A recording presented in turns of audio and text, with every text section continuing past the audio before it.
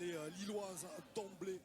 C'est Jonathan Iconé, que vous avez bien connu d'ailleurs, Olivier, du côté du Paris Saint-Germain, et Koubek qui réalise, voilà, qui doit vous plaire, très très belle parade du portier, la main ferme. Le tournant du match, ce carton rouge assez indiscutable, cet excès d'engagement sur Dadama Soumaoro, sur votre défenseur central Edson Mexer.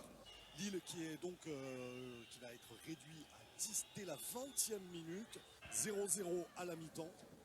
Deux grosses occasions pour les Bretons. La première étant menée par Hatem Ben Arfa, c'est Adrien Hunou qui est à deux doigts de tromper Mike Maignan. Et on va le voir, le ballon qui frôle le poteau droit du portier lillois. C'est la première véritable grosse occasion. On a vu encore là aussi la parade du portier. L'inquiétude de Julien Stéphan, l'entraîneur de cette équipe bretonne. Et c'est un petit peu contre le cours du jeu, hein, Olivier, alors que Rennes, votre équipe, avait un gros temps fort. Cette ouverture du score de Nicolas Pepe. Ça vous a inquiété à ce moment-là? Inquiété, je ne sais pas, parce qu'il restait un petit peu de temps, mais c'est vrai que c'est comme vous l'avez indiqué, c'était une ouverture du score contre le cours du jeu, un petit peu injuste. Mais les garçons ont vraiment bien réagi. Je le disais tout à l'heure, Julien a été très audacieux et ses choix ont été payants en faisant rentrer un certain nombre d'attaquants. Et je suis ravi pour les garçons parce qu'ils le méritaient vraiment. Et après l'élimination à Monaco, la Coupe de France nous tient à cœur. Donc on est vraiment très heureux d'être toujours qualifié dans 3 compétitions. Ouais, c'est ce but à l'instant, l'égalisation de Jordan Siebatcheux. Vous l'avez dit, hein, il a fait preuve d'audace, Julien Stéphan, puisqu'il a sorti Mehdi Zéphane en latéral gauche pour faire entrer un attaquant. Ça a marché une première fois pour égaliser et dans les tout derniers instants de la rencontre, on est dans le temps additionnel.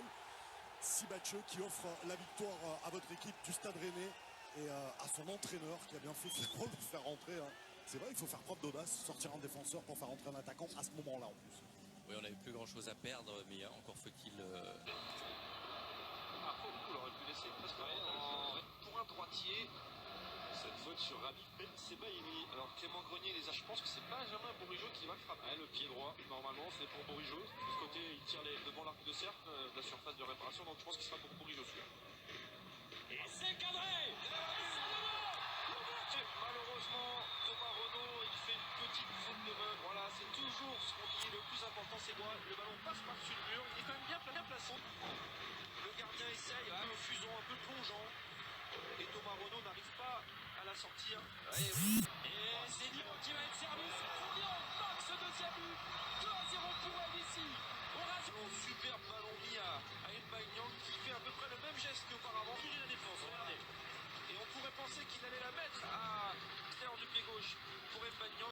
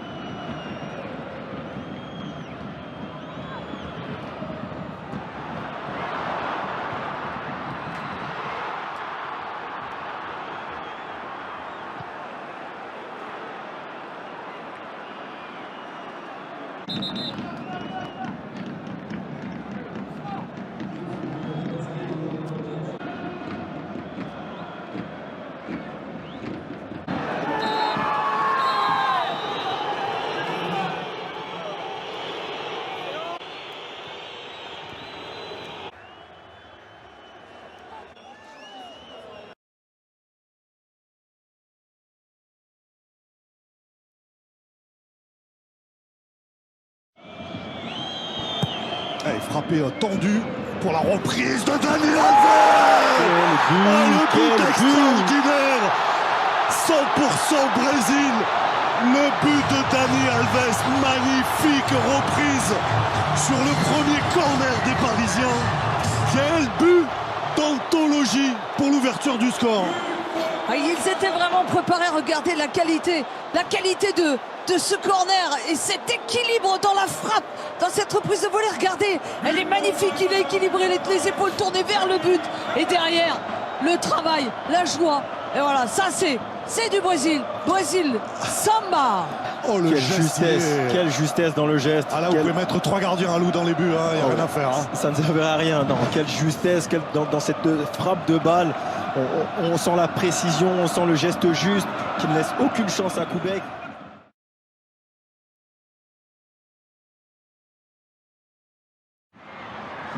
Mbappé. Oh, le bon ballon encore de Di Maria pour Neymar. Et le but de Neymar. Quelle action magnifique. Chef-d'œuvre. Le deuxième signé Neymar Junior sur ce ballon magique de l'Argentin Angel Di Maria. Oh, quel cadeau nous offre le PSG avec ses buts. Quelle passe claquée de Di Maria. Mais c'est là où ça va très vite, c'est qu'on part d'un ballon perdu de la part du Stade Rennais sur une relance. Dani Alves qui est là, 1-2 avec Angel Di Maria et le déplacement qui est juste fabuleux de Neymar pour le petit ballon. Regardez, entre les deux, il a pris l'information pour savoir où était placé Kubek. Le lob est parfait et derrière, l'addition devient de plus en plus lourde pour le Stade Rennais. Alors que l'on joue depuis moins de 22 minutes, alors qu'Ismaïla Assar est resté Amari Traoré sur ce geste défensif là sur Neymar. Il s'est blessé, le latéral gauche.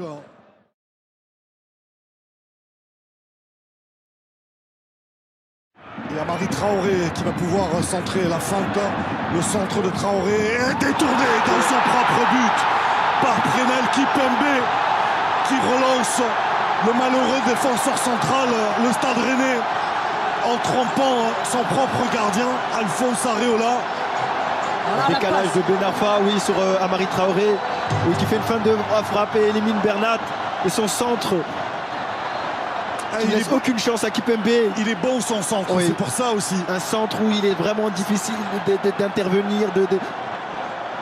On le voit, il ne maîtrise pas son geste défensif et trompe Areola. Voilà, de la vitesse, de la qualité, de l'envie. Ils se sont projetés rapidement. Et derrière, quand on met tous ces ingrédients, eh bien on arrive malgré tout à reprendre un peu le dessus. Et juste avant la pause, ça peut redonner du moral à cette équipe rennaise.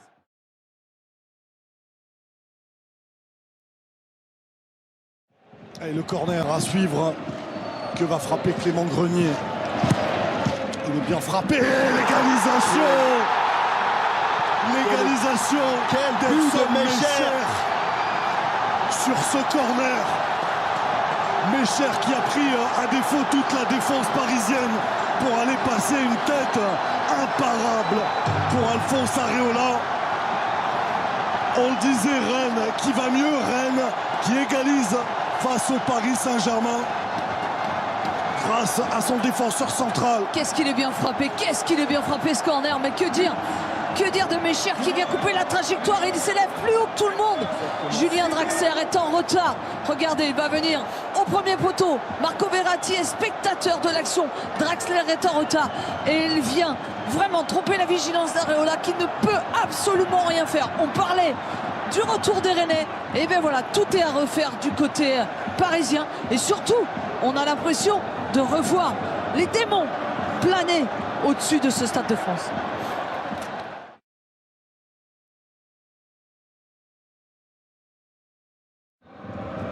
Moussa Diaby avec Kylian Mbappé. Le ballon récupéré. Ouh là là là, grosse faute là de Kylian Mbappé sur Damien Da Silva. Il va sortir un rouge. Ouais, carton rouge. Carton rouge juste avant la fin de cette prolongation. Kylian Mbappé expulsé après cette faute sur Damien Da Silva.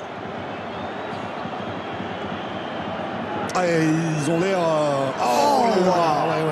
Quel geste, quel geste. Ah ouais. Et là, il a été extrêmement réactif à Rudy Buquet parce que parce que là, ça peut être... le pied levé, il peut faire très mal et on a vu. Ça peut être très dangereux pour Damien Da Silva. Mais bien sûr, monsieur Mbappé, il y a faute, une volonté de faire mal, notamment sur cette action. Complètement non maîtrisé de la part d'Mbappé. Christopher Nkunku.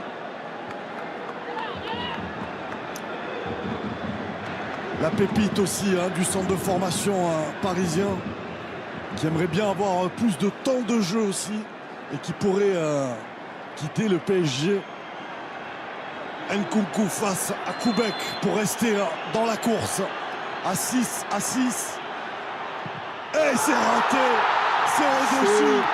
Et le Stade Rennais qui emporte sa 3e Coupe de France, 48 ans. Quel exploit des Rennais, quel exploit! Quel exploit, c'est magnifique!